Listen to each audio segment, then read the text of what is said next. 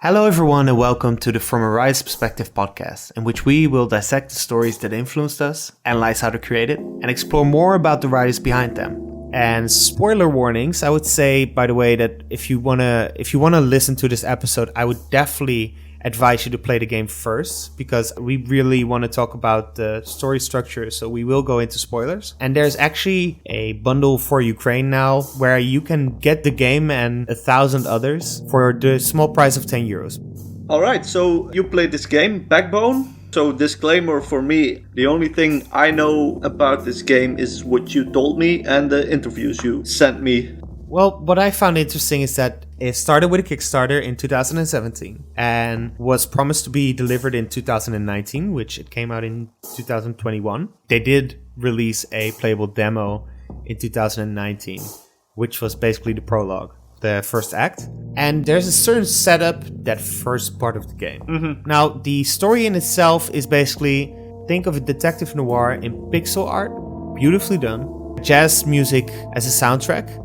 And this is a dystopian version of Vancouver, where animals, they're roaming this dystopian version of Vancouver. And you're a detective, and that detective is asked to investigate the possible cheating behavior of Miss Odette Green's husband. Mm-hmm. So it's kind of like a call to action, and you go on this investigation in the prologue, and what he finds out is that the husband isn't cheating, he's dead, and others are dead too, and their body parts and their flesh are basically being eaten by the upper class. And that's heavy, but it's a great story, and the way that it's done is great. And you have this class difference thing, and the apes and the lions, they're more of the upper class, and then there's discrimination amongst like what kind of animal you are. So there is a lot of lore, there's a lot of world building. It's a little bit of Animal Farm, as I interpreted correctly. I would say yes. It's and it does bring forth the idea of like everyone's equal, but some are more equal. Mm-hmm. In the beginning, the first two acts, it's very rich. It's explained through showing instead of telling you things, and then you start investigating this further with Renee, who comes in Act 2. Mm-hmm. And she knows a lot more about it. She's writing a book about it. And you're doing this research together. You figure out that this old crime boss and the Minister of Science, they're both in on this. And what you expect is that obviously you're going to fix this crime and you're going to try to stop them from doing this. Act 3 is actually you go to the Minister of Science's lab and you find an alien that can splice the DNA of animals. The ridiculous thing about it is that this becomes all of a sudden a very Lovecraftian thing. You can notice that there's a big split between before Act 3 and after Act 3, also in the production schedule. You see that there's a lot of delays, they got a new publisher, there's been a very long process, and what the director and writer also says is that the beginning was written by me as a person at that time, like 3 years ago. So the whole game is kind of stretches out my personal understanding of what it means to be a human being. At the time, at like the last 6 months of development, I was out of a very long-term relationship. I was living alone for the first time in my life. Isolation really affected my understanding of self, and it shows in the game. The last part of the game was written basically 3 months before release. And some people really didn't like that the ending was very nihilist, it's very sad. But for me at the time, I felt like it couldn't be any other way. It's what I thought was very interesting about this is something that we went through as well, is that if you're working on a project for a long time, you change a lot. And how would you see that with what happened with our process, for instance? What I think happened is she started the story 4 years ago. But what she also said in the interview was the last part of the game was written basically 3 months before release.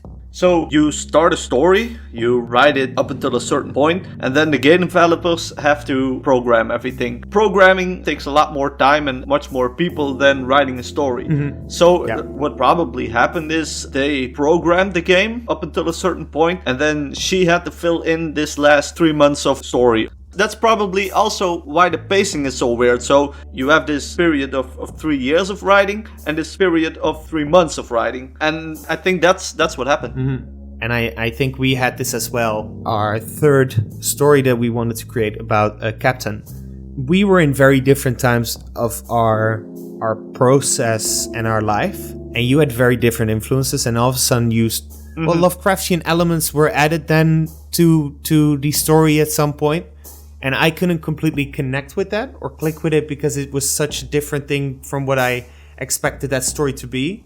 And I know that happened because at some point you just grow in very different ways, and I can only imagine that if you're in a team of, at some point it was 7 people and then all of a sudden it was 16 people, I can imagine that could change the trajectory of your story. The director and writer talked about, who's the same person by the way, talked about the death of the author and how much does someone have to explain. She also talked about, what was it, writer's authority or something like that? Yeah, authorial intent. Exactly. I found that a pretty weak excuse. The thing she said was, I don't really like talking about it because it's like authorial intent doesn't really matter, you know? I'm a huge believer in the death of the author, and me being an author and explaining to people why things are a certain way, kind of, does it ruin the experience or not? I don't know. I still don't know the answer to this question, but I can say that everything is intentional, and the fact that it starts off as a very classic noir detective, it was made specifically to have that branching and illusion of choice, but you would always end up in the ending. It is part of the theme and part of the message that we wanted to convey. You might feel like you have a choice, and you do in very small details of your life. The way you treat people every single day. Like, you can change that anytime. But in the end, we all fucking die. I think, yeah, and everybody dies at the end. I think that's a very easy way out. Talking about games where you die at the end, spoiler, Red Dead Redemption did it in a fantastic way. Yeah, and I don't think that the dying itself is the big problem, because I think that even in this game, I think that if you're doing a detective noir, dying at the end, it's a trope that we've seen multiple times. Either you ride off in the sunset or you die. There's the lose or win. You know, even 7 has like a version of that where the what's in the box and then he goes into jail. Everything I'm hearing right now, you're unraveling a mystery and then you die. Exactly. What was it all for? This is the part what really irked me. The person, Renee, who you're working with, all of a sudden starts to work together with the crime boss. It's a semi-conflicted thing, but it's not like she's completely... But there's also like then a part where the mob boss, who is basically selling meat of animals, like basically cannibalism, she's like, oh, but I don't do that anymore. Oh, no. That is. I want to stop the apes now. And it's this kind of thing of, okay, but you still did these things, and she's writing a book about it. So shouldn't you? And it was all done so fast. So there was so much rammed in there. Even the wall, all of a sudden, there's apparently a wall around the city that protects everything from the outside.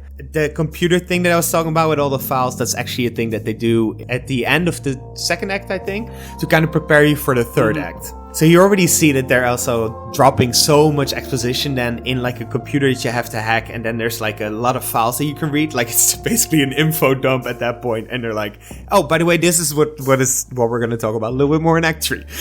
And you're like, And probably all the information in the files you read on the computer isn't... You could make that into a full-length gameplay thing, but if the game is programmed and you need to dump this information, then you get something like that. It takes a lot of time and money. Creating a story or a game or a video or film, anything that is story or narrative driven, you don't need an outline completely fully developed as I do it. You can be a gardener, but at least know your ending. Well, and at least know what's going to happen, and stick to the broad lines at least. No, I think in a game you really need to first have the story and then start programming around it. Yeah. Because if you don't, then you're gonna screw up the story. I think. Look at Destiny. Look at Cyberpunk. Look at the things that we talked about in the episode. It's, we know with Cyberpunk, Keanu Reeves came in and things in the story changed and the focus changed.